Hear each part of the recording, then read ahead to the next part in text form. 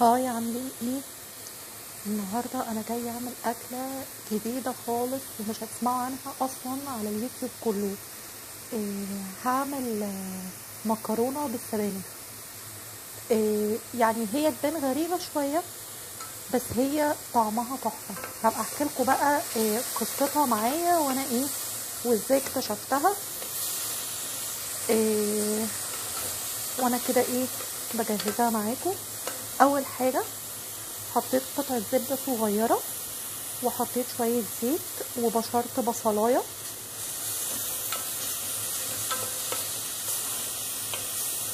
صغيرة. وزي ما انتوا شايفين كده بعمل ايه بقى، بشوحها كده لحد ما يبقى لونها ذهبي خفيف، يعني مش عايزاها تتحمر.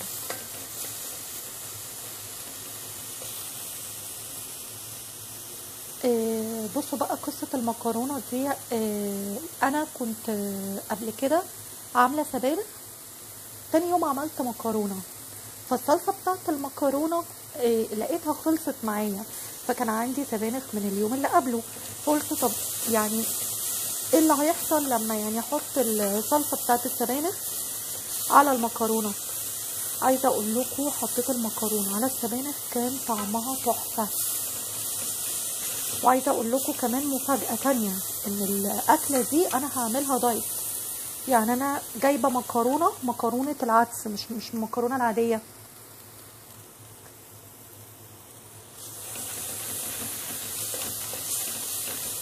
فكرت اعملها دايت النهارده. ليه بقى؟ عشان المكرونه اللي انا جايباها دي 250 جرام بس. فجيت قلت طب ازودها ازاي.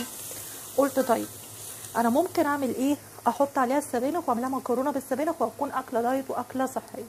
طيب كده خلاص البصلايه اتشوحت معايا. هحط بقى فصين توم. حطيت كده اهو التوم اهو، دول فصين توم بشوحهم. دول بقى انا مش عايزاهم يتحمروا خالص، عايزه بس ريحتهم تطلع، وبعد كده اروح نازله بالصلصه. وعايزه اقول لكم ده يعني اسهل حاجه معايا النهارده انا عاملاها، لان اصلا انا كل حاجه انا بشرتها، ما استخدمتش الكبه ولا الخلاط خالص. يعني البصلايه بشرتها، التوميه بشرتها، وبرده الطماطمايه بشرتها.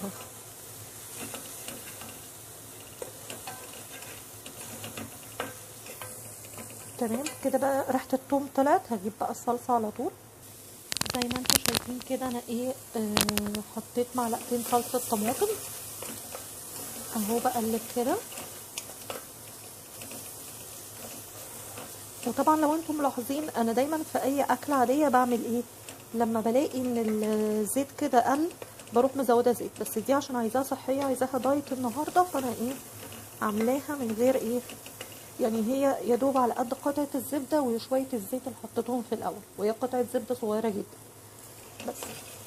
زي ما انتم شايفين كده ده بشوح معلقتين الطماطم.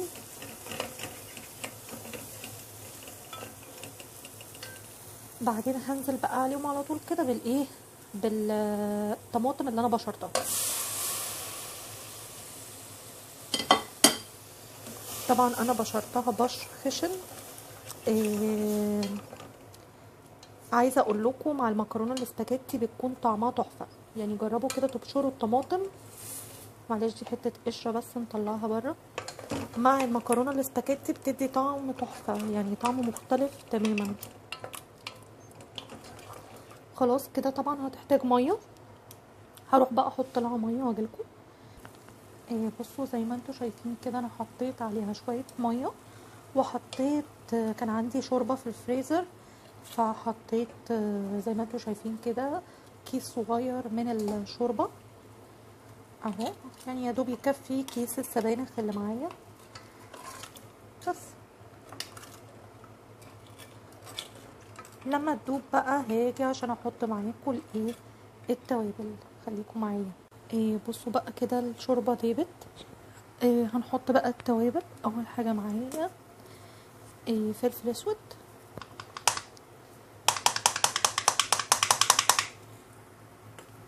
وملح.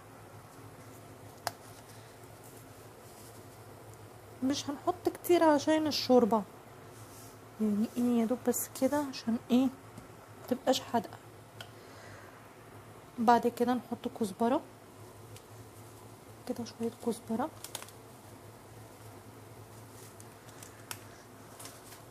نقلب.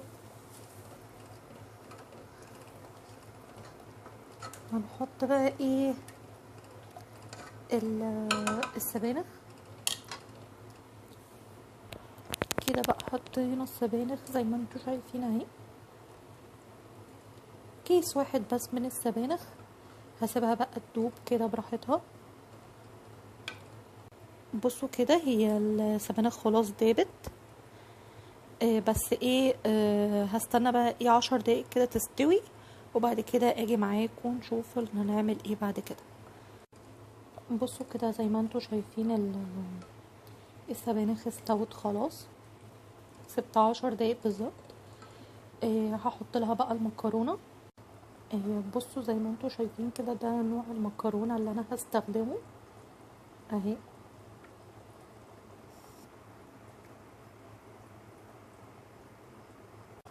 بصوا بقى زي ما انتوا شايفين كده، حطيت الايه المكرونه اهي. هتستوي بقى مع الايه مع السبانخ. بصوا هي الاكله دي تعتبر في حله واحده ومفيده جدا ودايت، وما استخدمناش مواعين كتير. يعني انا مش مستخدمه كبه ولا خلاط. يعني كل حاجه عملتها في المبشره، البصل والثوم والطماطم كله في المبشره. وال وتعتبر الاكله دي في حله واحده. عملنا السبانخ والمكرونه، وفي نفس الوقت هي تعتبر برضو دايت وفيها كل العناصر الغذائيه. يعني الاكله دي فيها السبانخ اللي فيها فيتامينات كتير، وفيها حديد، وفيها كمان مكرونة العدس دي فيها بروتين نباتي، تعتبر فيها بروتين نباتي، وتعتبر فيها برضو بروتين حيواني اللي هو الشوربة اللي احنا حطيناها. يعني مليئة بالعناصر الغذائية المفيدة. وطبعا يعني برضو اي اكل في الحياة مش معنى ان هو دايت ان احنا نكتر منه. يعني ايه طبق صغير هناخد منه الفايدة، وفي نفس الوقت ايه مش هنزيد في الدهون. لكن اي حاجة بتزيد بتتقلب لضدها على طول. يعني اي حاجة الواحد بيزود منها الفايدة دي بتتقلب لضدها على طول. بس دي تعتبر اكلة دايت ومشبعة.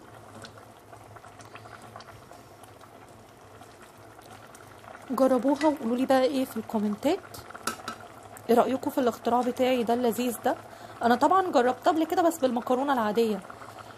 قلت بقى المرة دي طالما انا عاملة دايت اجربها بالمكرونة دي بس. وبالمرة اعملها معاكم وتجربوها زيي وتقولوا لي بقى.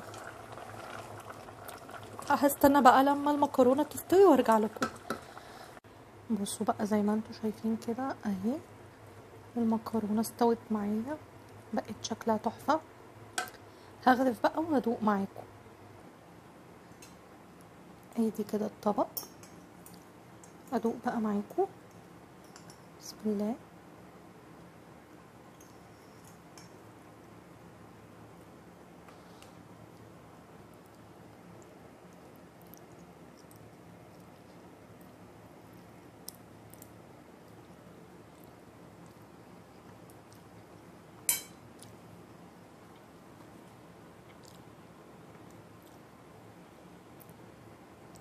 دي بقى مع شوية شطة تبقى تحفة. وعموما تحفة، وجربوها بجد، لازم تجربوها هتعجبكم قوي.